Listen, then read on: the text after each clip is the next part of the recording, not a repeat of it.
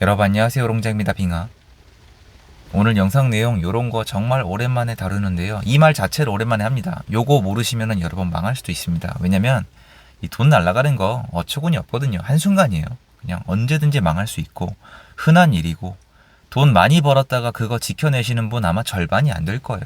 그만큼 흔하게 일어나는 일인데 미리미리 대비를 해야 되겠죠. 근데 요새 상담을 해보거나 아니면 제가 직접 경험을 해봐도 이거는 앞으로 말씀을 드리는 게 맞겠다란 판단을 했습니다. 그런데 누군가한테는 이걸 들으면은 약간 공감이 안 되거나 좀 이해하기 싫거나 아니면은 정말 부정하고 싶은 내용이기도 하거든요. 5월 21일 날 수요일 날 서울에서 오프라인 강의를 합니다. 자세한 내용이나 접수는 아래 링크 통해서 확인을 부탁드리고요. 보이스피싱 이제 통계를 보면은 계속 늘어나고 피해 금액 계속 늘어나고 있죠. 끝나질 않아요. 멈추질 않죠. 보이스피싱 얘기할 건 아니에요. 근데 여러분 주변 보면은 보이스피싱 당했다고 얘기하고 다니는 분들은 잘 없어요. 왜냐면 한국 문화가 그래요. 약간 부끄럽다고 생각하시는 것 같기도 하고 얘기하기 좀 곤란하죠. 사기 당했다라고 얘기하는 경우가 좀 있을 거예요. 약간 한국 문화 그런 특성 아시죠? 약간 서로 편견을 가지고 판단하거나 좀 비교하거나 이런 것 때문에 얘기하기 좀 어렵죠. 근데 문제는 보이스피싱 얘기하면은 사람들이 대부분 저걸 멍청하게 왜 당하지? 그냥 전화 오면 그냥 끊으면 되는데 도대체 어떤 두뇌를 가지고 있으면 저걸 당하지? 라고 생각을 하시거든요. 근데 저는 여기서 여러분도 당할 수 있습니다 얘기할 게 아니에요. 제가 하고 싶은 얘기는 여러분이 아무리 그렇게 얘기를 해도 보이스피싱은 사라지고 있지 않다는 거예요. 오히려 늘어나고 있어요. 전세 사기도 누군가 봤을 때는 멍청해 보이지만 계속 나오고 있습니다. 이거 어떻게 된 걸까요? 제가 요 본질을 말씀을 드릴게요. 이걸 아셔야 됩니다. 그리고 부동산 영역에 확장해서 적용이 가능하세요. 제 상담 사례 요번에 나왔거든요. 지금의 여러분은 보이스피싱을 안 당해요. 이걸 아셔야 돼요. 지금의 여러분은 안 당해요. 그런데 미래의 여러분은 당할 수 있어요. 이게 통계예요. 이거 팩트입니다. 테크니컬하게 말씀드리는 거예요. 나이 들거나 인지 능력이 떨어지거나 절박한 상태로 바뀌거나 정신질환을 가지게 되거나 아니면 모든 상황이 우연히 확 겹쳐버리거나 뭐 누가 연락이 안 되고 내가 마침 어떤 거래를 하고 있어서 누구의 연락을 기다리고 있었는데 정확히 그 타이밍에 뭐 연락이 와서 다른 전화는 못 받고 이거 있어요. 지금의 여러분은 아니지만 미래의 여러분은 이걸 당할 확률이 있어요. 그리고 여러분 외에 여러분 부모님도 이걸 겪을 수가 있습니다. 제가 이제 상담하면서 늘어나고 있는 게 뭐냐면은 제가 이 얘기를 여태까지 못한 이유가 있어요, 여러분. 좀 나이가 드시면 확실히 제가 봤을 때는 이 인지 능력이나 판단 능력이나 이런 게 좀 올라가진 않는 것 같아요. 그래서 이 부모님이 부동산에 관심이 없거나 무조건 폭락을 주장하시는 분들은 변하질 않아요. 전 그래서 부모님이 그러하시면 더더욱 자녀분들은 일찍부터 부동산 공부를 해야 된다라고 생각을 해요. 그럼 폭등론자 이거 생각하시는 그게 아니라 공부하신 다음에 하락한다라고 판단이 드시면 안 하시면 돼요. 그런데 공부를 깊이 있게 해보시면은 거의 결론이 나와 있습니다. 폭락이 좀 어려운 구조예요. 물론 폭락이 나올 수도 있겠죠. 한국이 같이 망할 수도 있으니까. 근데 저는 미리미리 공부를 하고 방향성을 정하지 않으면 나이가 들수록 이게 안 변한다고 생각을 합니다. 그래서 예전에 이제 저한테 상담 문의가 왔던 게 부모님이 계신데 부모님이 약간 좀 이렇게 연세가 있으세요. 그래서 자녀분이 저한테 수강을 하신 다음에 문의를 주셨는데 부모님 집을 어떻게 해야 될지 모르겠다는 거예요. 그래서 제가 말씀을 드렸어요. 부모님 집을 선생님이 마음대로 할 수는 없다는 겁니다. 근데 이분이 그 다음에도 계속 2년을 이어갔어요. 이제 정기적으로 하잖아요. 근데 제가 다 들어보고 이제 결론을 내려보니까 부모님이 판단을 할 타이밍을 놓치면 앞으로 판단을 못 하실 것 같은 거예요. 약간 인지 능력이 떨어지는 그런 증상이 있잖아요. 질병들. 그런 게 약간 신호가 나오고 있는 상황이었어요. 그 상황이 완전 나오기 전에 선생님이 핸들을 잡아야 된다라고 말씀을 드렸거든요. 왜냐면은 이게 한번 이 선택 능력이 저하가 오고 이게 꺾여버리면은 그 다음부터는 여러분 이거 생각하시잖아요. 부동산을 잘못 판다 또는 잘못 산다 이게 아니라 돈 사고를 내거나 사기를 당하거나 잘못된 뭐 근저당을 설정하거나 이거를 하세요. 되게 황당한 실수를 하신단 말이에요. 근데 그럴 리가 없다라고 말씀을 하시는데, 그래서 제가 초반에 그거 말씀드린 거예요. 보이스피싱. 여러분 안 당할 것 같잖아요. 근데 왜 계속 나오죠? 여러분도 저도 나이가 들면은 점점 더 능력이 떨어질 수밖에 없어요. 우린 동물이에요. 그럼 부동산도 가능한 젊을 때 하라고 얘기했던 게 이해가 되실 거예요. 나이가 들수록 다주택자 하기 어려워요. 왜냐면 신경 많이 써야 되거든요. 그리고 다주택자는 수익률을 극대화시키겠다는 거잖아요. 리스크를 짊어지고 공부와 경험을 통해서 이걸 어떻게든 커버해 보겠다는 건데, 뒤로 갈수록 힘들어요. 저요, 지금 정규할 때 다니면요, 정말 예전이랑 달라요.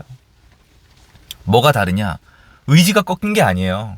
의지는 올라갔어요. 왜 올라간지 아세요? 더 재밌어요. 왜? 더 많이 하니까. 가진 게 더 많으니까, 예전에 비해서.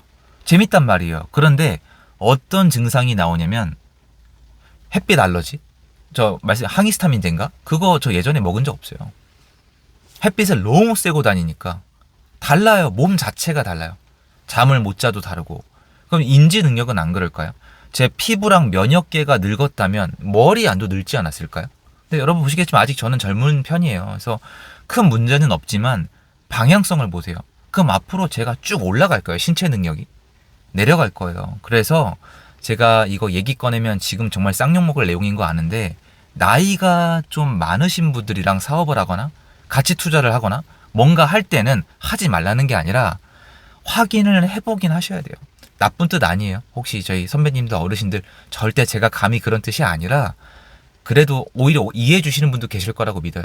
한번 같은 팀원이나 같이 하는 분이 그게 인지 능력이 한번 꺾이면은 그다음부터는 돌이킬 수가 없고, 그분 가족분들에게 이게 내려가는 게 시간도 걸리고 되게 힘들어요. 결정이 완전히 변하기 때문에. 그래서 저는 그 예전에 말씀드린 적이 있는데, 저는 경험이 몇 번 있거든요. 이 나이 지금 50대 분들이 부동산에 대한 심리가 안 좋으세요. 지금 부동산에 대한 심리 지수가 제일 좋은 분들은 30대예요. 근데 나이가 많으신 분들이 공포에 질려서 파는 집을 젊은 분들이 경매나 금매로 취득하는 게 저는 가장 경제적이라고 생각을 하거든요. 왜냐면 이 구조가 그렇게 돌아가요. 이게 약간 돌고 도는 게임이기 때문에. 그래서 이거를 오히려 투자할 때 좀 활용하는 방안을 말씀드렸었는데, 지금은 그걸 넘어섰어요. 제가 봤을 때. 오히려 자산의 관리를 잘하기 위해서 주택연금도 고려를 해봐야 되고, 여러분 부모님 부동산이나 이런 거를 미리미리 파악을 하셔야 되고, 그렇기 때문에 요새 젊은 분들은 사실 예전에 비해서 공부하기 되게 좋아졌잖아요. 그래서 더 많이 공부해서 미리미리 이걸 커버를 쳐놔야 돼요. 부동산도 할 줄 아셔야 돼요. 아니면은 약간 이런 거 있잖아요. 한국이 약간 유교 문화가 남아 있어서 부모님이 이제 다 이제 사시고 연로하신 다음에 그때 부모님이 결정하시면은 그때 뜻에 따르겠다. 당연히 좋죠.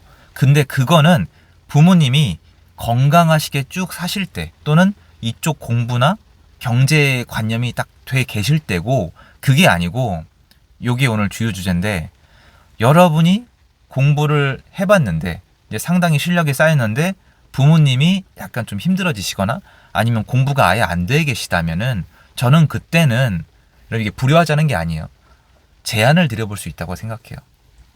재산 관리를 제가 좀 해드리겠다. 당연히 명의나 소유권은 모두 부모님이 하시게 하겠지만, 제가 이러이러하니 결정권이나 어떤 이런 걸 저한테 넘겨달라.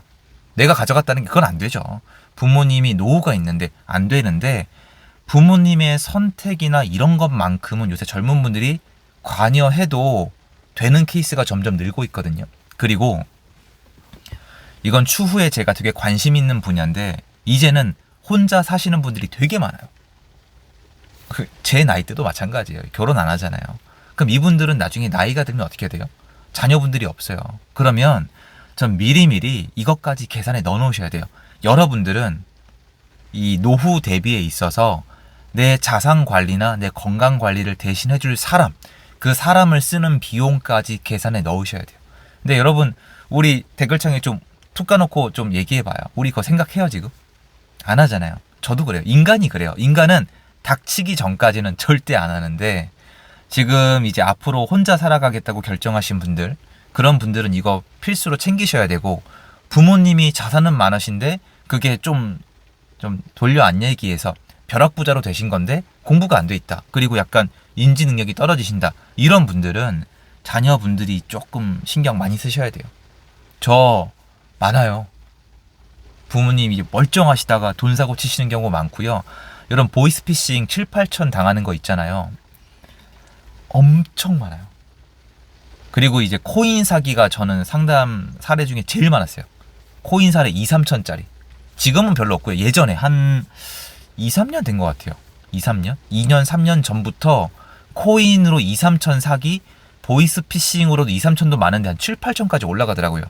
대출, 대환대출 이런 거였는데 그것도 많고, 부동산 결정 이상하게 하신 경우도 있는데, 부동산 결정은 시간이 지나봐야 알고, 또 부모님의 되게 목돈, 큰 재산이기 때문에 관여하기 좀 뭐하지만 또 경우마다 다를 수가 있어서 저는 이거 모르면은 이렇게 된다고 봐요. 제가 지금 요새 보고 있는 건데, 열심히 온 가족이 정말 죽어라 일해서 모은 재산이 나중에 날아가는 거예요. 여러분 생각을 해보세요. 이게 불가능한지 생각을 해보세요. 부모님이 계신데 한평생 자산을 일구셨어요. 자녀분이 되게 똑똑해요. 부동산 공부도 했어요. 근데 부모님이 자녀가 안 챙기는 사이에 치매 같은 게 오셔서 뭔가 계약서를 잘못 쓰셔가지고 재산이 날아가는 거예요. 또는 남의 입에 집어넣게 되는 거예요. 또는 정말 말 그대로 대놓고 사기를 당하는 거예요. 이게 불가능하다고 아니, 지금 안 일어나고 있다고 보시나요? 그리고 그 자녀분이 저랑 상담하면서 피를 토하고 있는 게 지금 현실이에요. 저는 그렇게 많은 사례는 아니에요. 그런데 보면 끔찍합니다. 진짜. 끔찍해요. 그리고 인지 능력이 떨어진 분들을 대상으로 사기를 치면요, 되게 교묘하게 쳐놔요. 되게.